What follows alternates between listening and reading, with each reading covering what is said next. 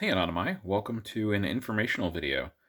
Uh, a month or two ago, I received something really fun in the mail from an acquaintance on Facebook, and we deal with almost almost totally all Lincoln cents, mostly wheat cents, but all Lincoln cents are in discussion. And he offered to send out these kit, what I would call like a grading kit or a benchmark kit to help all of the members um, figure out how they might be able to grade their own coins and use these for comparison if they wanted to send anything into the grading services. So that's what we're looking at here. He sent a 64, 65, 66, and a 67. We did pay for these. This wasn't a freebie, but it was a great deal and it's super informative. I got out one MS66 that I have in a PCGS slab, and we can compare it to this. And let's just dive right in.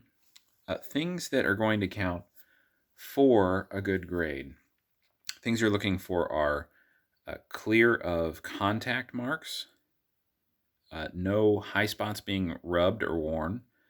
It will be free of specks, and it will be a nice clean strike with good detail.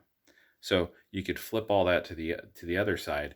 Things that will drop it grades: specks, contact marks, anything that looks like rubbing on the high spots, any kind of poor strike that looks like the die had worn on in age and there's not a lot of detail left.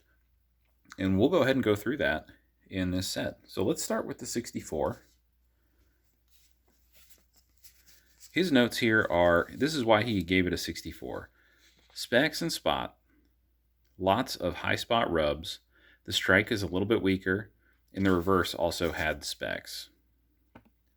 Just taking a closer look at this, you can see the speck out in the field. The high spots have rubbing. One area that you see a lot of rubbing is Lincoln's shoulder, especially on the wheat cents with these deeper strikes. You will see it on the cheekbone and on the beard line, and some on the hair into the ear area. Let's see how close I can get here. So those specks, the contact marks really aren't too bad on this one. There are some, but it's not terrible. But a little bit of high spot rubbing. And then as he said on the reverse, specks. Nothing terrible. This thing does have great color though, which is why that's one thing that helps it stay in 64. 65, this is a little bit nicer coin. First, let's look at the notes. He says there is a ding in the beard. It has light carbons, and the reverse also has light carbons. Let me zoom in a touch.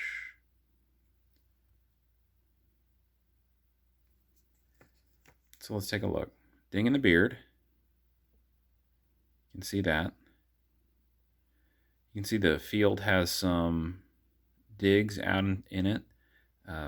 The shoulder does have some abrasions. You can see the light kind of glittering on the abrasions here.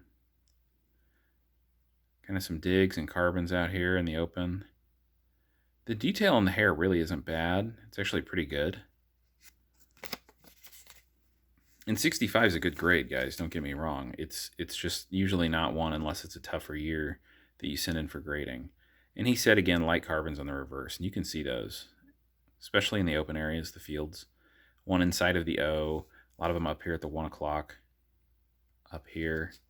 Those carbons really take away eye appeal. There's some on the N and the E.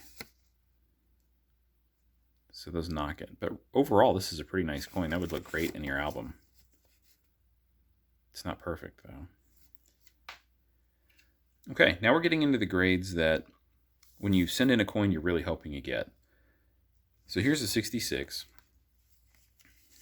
His critique on this one was, well, not so much a critique. It's a very clean coin, actually.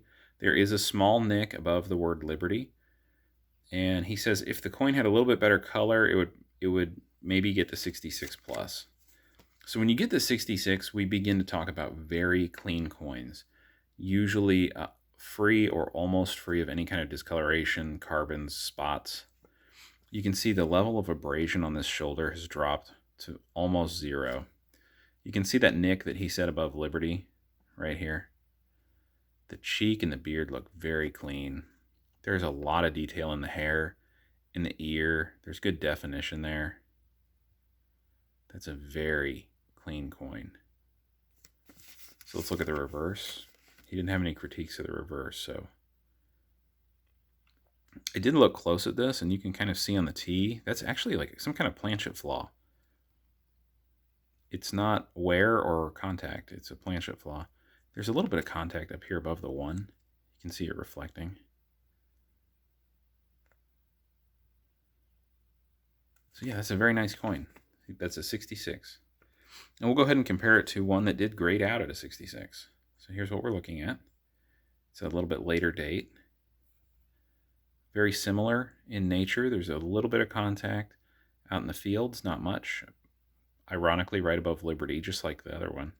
A couple below Liberty down here.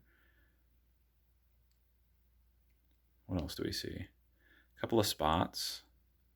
Nothing severe, but below the R on Liberty, there is a spot. We'll flip it over to the reverse, and the reverse is very clean.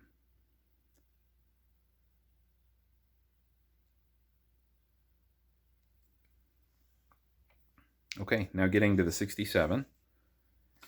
First, let's look at the critique.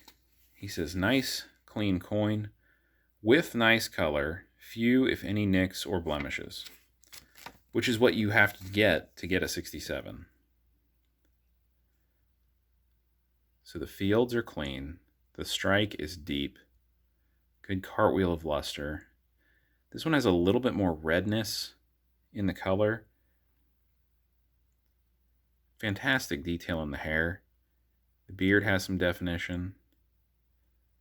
I haven't been mentioning it on the prior coins. One thing you want to look for is full definition inside of the bow tie and all of these folds in the lapel.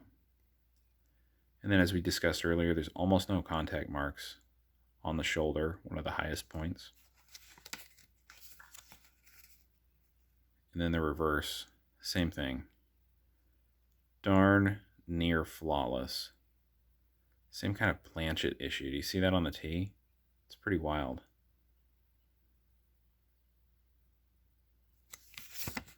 So that's a 67. I won't spoil the surprise, but we do have, these were used to help submit some Wheaties for us. And I got the grades back, but they haven't come in the mail yet. So very soon we're going to have an NGC unboxing video as well. But I hope this was helpful in grading out all of your Wheaties. If you're thinking about sending things in for grading, these will give you some idea of what it might need to look like. I also would suggest getting the PCGS CoinFacts app, and you can look at similar images by year and mint mark, or you can just look at their photo grade of what they expect each grade to roughly look like.